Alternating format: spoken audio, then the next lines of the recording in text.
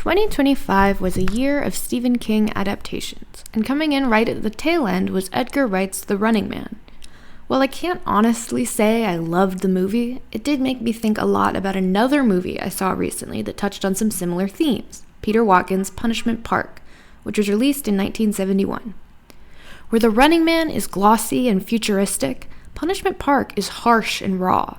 Its single camera, skeleton crew, and $95K budget, nothing compared to the many location, visual effect heavy $110 million budget of The Running Man.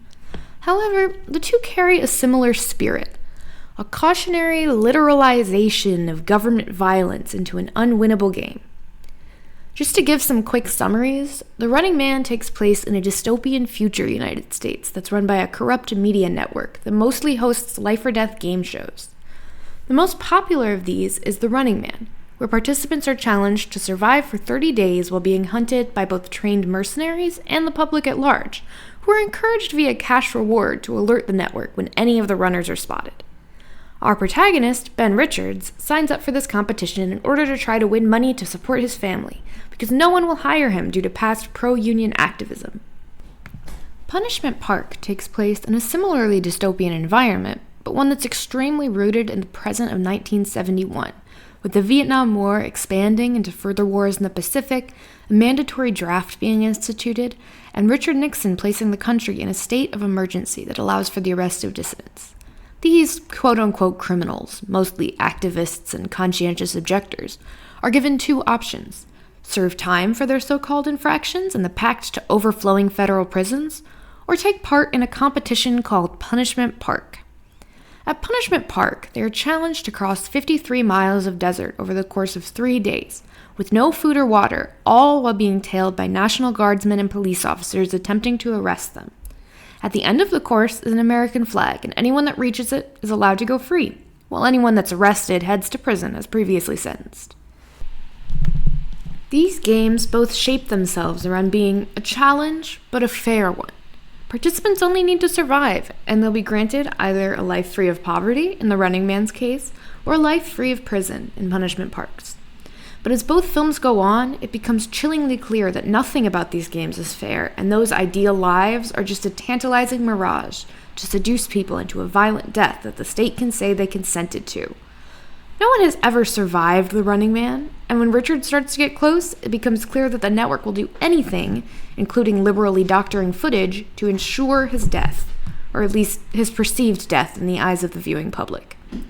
Punishment Park's enforcement officers are initially presented as law-abiding officials, but quickly become the equivalents of the mercenaries in The Running Man, shooting all the participants that attempt to fight back or rebel in any way, and beating those that attempt to progress peacefully so that reaching the flag becomes impossible for anyone, no matter what they do. Winning was never an option in either of these games, no matter what strategies or tactics any of the participants tried. Each film chooses to deploy its message through a form of entertainment, with a TV game show at the center of The Running Man and the complete framing of Punishment Park as a newsreel-style documentary expose. This is poignant as well, emphasizing the way that people will choose to stand by and watch and even enjoy violent injustice, if the people involved are presented as criminals. The Running Man makes sure to do this, exaggerating its participants' crimes from something like pro-union activism into murder. And in Punishment Park, we see the way the tribunal hearings preceding the competition frame the accused as violent and dangerous for things like protesting and writing anti-war poetry. While the documentary format implies something more informative than entertaining, the choice to engage with mass media in this way is still compelling, especially as the filmmakers move from simple detached spectators to a part of the spectacle itself, voicing their horror and objections as the participants are beaten and killed. We see the viewing public in The Running Man cross this barrier as well, as the film ends with riots that target the host and network executive of the show. One more thing to remember about The Running Man is that it's not a new story. As I mentioned at the beginning of this essay, it's based on Stephen King's 1983 novel of the same name, the first draft of which was written in 1973, just 2 years after the release of Punishment Park. These two pieces of media aren't just based in a similar concept, they're arising out of the same period in history, from likely some of the same cultural and political frustrations. While there, of course, were some changes to the source material, the new film remains a pretty faithful adaptation. at least as far as I've heard. I'll admit I haven't actually read the book. Please don't cancel me. So, if we couldn't win the game 50 years ago, where does that leave us now? We're far from a world free of the conditions presented in both films, with an incredibly corrupt prison system, ever-present cycles of poverty, and state violence all continuing to flourish across the United States. In fact, the 2025 release of The Running Man showed us that it remains incredibly relevant to today's political climate, and I would argue that Punishment Park would feel even more prescient if released today. The constance of these ideas serves to confirm the futility at the very heart of capitalism.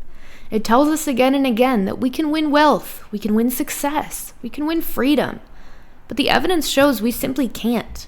This is a game we all lose, just like the participants of The Running Man and Punishment Park.